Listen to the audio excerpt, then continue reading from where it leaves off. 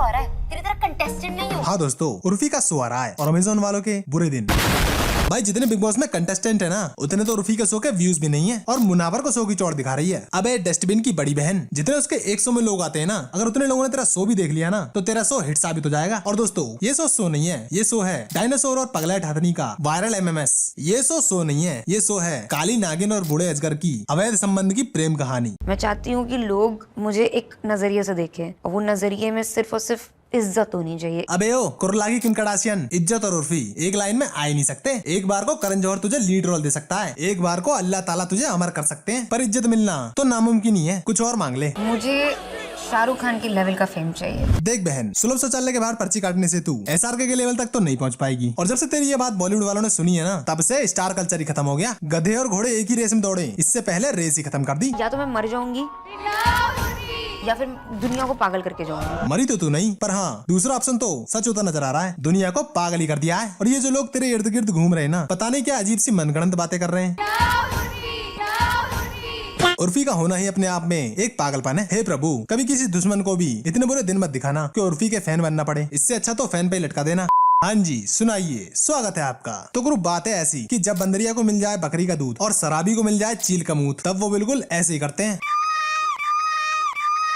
तो बिल्ली की पॉटी लगा लो and that will make you young. I will put dog's shit on my face. अरे चंपाकली, इसमें कोई बड़ी बात नहीं है। जो इंसान अपने दिमाग में गोबर भर सकता है, उसके लिए अपने थोबड़े पर कुत्ते की टट्टी लगाना कौन सी बड़ी बात है। You deserve it Urfi. थोड़ा एज आएगी तो लाइंस वाइंस आती है, तो उसको कवर करने के लिए इंसान बोटॉक्स और फिलर्स कराएगा ही। मैंने स्टार्ट किया तो आई थिंक आई वाज 19। अबे ओ कुंफू पांडा की चचेरी बहन, तू क्या 30 साल की पैदा हुई थी क्या, जो 19 साल बाद ही बुढ़ापा आ लिया? मैंने अब तक फिलर्स और बोटॉक्स पे आई थिंक करोड़ों रुपए खर्चा किए होंगे। करोड़ों रुपए खर्च कर दिए? किस लिए? टाटिया बिच्छू को कंपटीशन देने के लिए? अपने थोबड़े में CNG भरवाने के लिए? अरे मच्छरों की महारानी, इसके लिए पैसे खर्च करने की क्या जरूरत थी? ततैया का पिछवाड़ा ही चूम लेती, फोकट में ही काम हो जाता। और दोस्तों उर्फी के कमाए हुए पैसे से दूध खरीद के उसमें चाइनीज झींगुर का मूत मिला के पीने वाली उसकी बहन को लगता है कि Urfi cool and broad minded. अरे यो पारो, फटे कच्चे और कचरे की पिन्नी से ड्रेस बना के पहनने वाले को कूल नहीं कहते, उसे फूल कहते हैं। और रही बात ब्रॉड माइंडेड की, जैसे अपनी टट्टी से कभी किसी को बास नहीं आती, वैसे ही कुछ भी पहन के चले जाने को ब्रॉड माइंडेड होना नहीं कहते। In the next 5 years, I want to have a unicorn. अबे ओ छेना मुर्गी, तू कुछ भी पहन लेती है तो इसका मतलब ये थोड़ी है कि तू कुछ भी बना के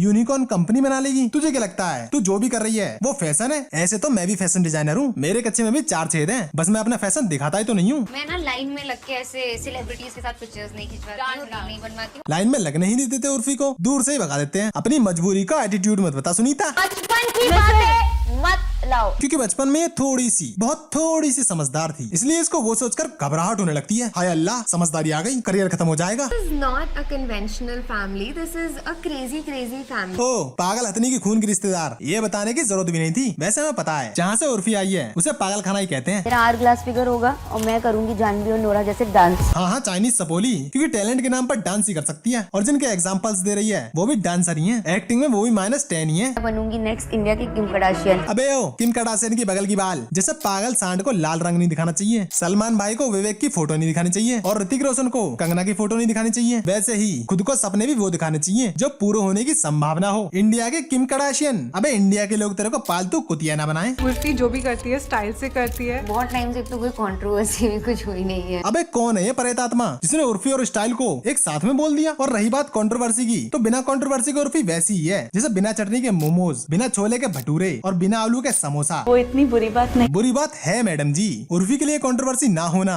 मतलब करियर खत्म। बाकी इन्फ्लुएंसर्स की तरह मैं वेट कर रही थी वहाँ पे, मुझे ये सब नहीं करना पसंद है। तो इतना काहे को चिल्ला रही है बे? तू गई ही क्यों थी हराम की लाइमलाइट खाने? किसी ने बुलाया था क्या तेरे को? नहीं ना, ऐसे मत जाया कर यार, बेइज्जती होती है तेरी नहीं सामने वालों की। Did you tell me? कोई और नहीं है ना इन्फ्लुएंसर्स? नहीं कोई नहीं है। वहाँ पे वो 4 लड़कियां आई हैं। अबे ओ जापानी खरगोश की बहंगी जुबान, क्या हो गया? उन्होंने अच्छे कपड़े पहन रखे थे तो तुझसे अच्छी दिख रही थी, तो अपनी औकात देखकर घबराते नहीं है। कभी कभी सच्चाई का सामना करना चाहिए, दिमागी संतुलन बना रहता है। मेरी इतनी बेइज्जती हुई है नॉर्मल इन्फ्लुएंसर्स के साथ लाइन में लग के। नॉर्मल इन्फ्लुएंसर तो ऐसे बोल रही है जैसे खुद यूके की महारानी है। अबे तू तो उनसे भी नॉर्मल है, जिसको हिंदी में गिरी हुई कहते हैं। इसकी पॉपुलैरिटी वैसी ही है जैसी पुनीत सुपरस्टार की है, दीपक कलाल की है, जिसे हमारी भाषा में जोकर बोलते हैं। लोग इस पर हंसते हैं और भूल जाते हैं, लेकिन एटीट्यूड ऐसा फैल रही है जैसे लोग इसकी इज्जत करते हैं। तुम बताओगे मुझे अबे ओ बड़ा पाव गर्ल की साउंड चेक मैं बताऊंगा तुझे, क्योंकि तेरे आसपास के लोग बेबीसण हैं। वो तेरे मुंह पर तेरी तारीफ करते हैं, लेकिन सच्चाई तो ये है कि वो तेरे मुंह पर थूक कर अपना थूक भी वेस्ट नहीं करना चाहते। Crazy word is like perfect for Urfi.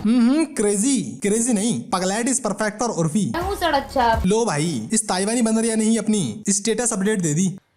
इतना बुरा तो नहीं लग रहा। अबे ओ राजकुमार राव की सस्ती चीन बुरा नहीं लग रहा, वाहियात लग रहा है। ऑडियंस से हमें भी रिक्वेस्ट ही कर सके, ऐसे बहन के फॉलो कर। अरे पागल घोड़ियों की राजमाता, रिक्वेस्ट तो लोग तुझसे कर करके थक गए, लेकिन तूने न मानी, फिर लोगों को भी वही बोलना पड़ा जो तूने बोला। बहन के मेरे ख्याल से तुम्हारे जाने से उनके इवेंट को थोड़ी ज्यादा कवरेज ही मिल जाती है। Exactly. I think it's gonna be a flop event. Lahaul बिला कुबत अल्लाह ताला मुझे पगलेट सांडों के बीच में फेंक दे, पर ऐसी लड़कियों से दूर रखे। ये लड़कियां नहीं है, ये दीमक है। इनकी वजह से ही ये किम कड़ाशियन की जान का पसीना इतना फुदक रही है। अबे इतना झूठ तो नेता लोग नहीं बोलते जितना ये उर्फी से बोल रही हैं। But कितना disrespectful है ये, और किसी के साथ क्यों नहीं होता, सिर्फ तुम्हारे साथ ही क्यों करते हैं ये? क्योंकि औरों ने इज्जत कमाई है, नाले में तैर के शॉर्टकट नहीं मारा। पालतू कुत्तों को सर पे बिठाते हैं, पर जो वो पागल हो जाते हैं तो उनको लात मार के भगा दिया जाता है। उर्फी ने नाम नहीं कमाया, उर्फी ने बेइज्जती कमाई है, इसलिए वही मिल रही है। मैं अपनी ड्रेस पहन के उस इवेंट के टाइमिंग पे ही जाऊंगी। लो भैया, भूटानी इतनी पगला गई, अपने करियर की फाइनल स्टेज पर पहुंची गई,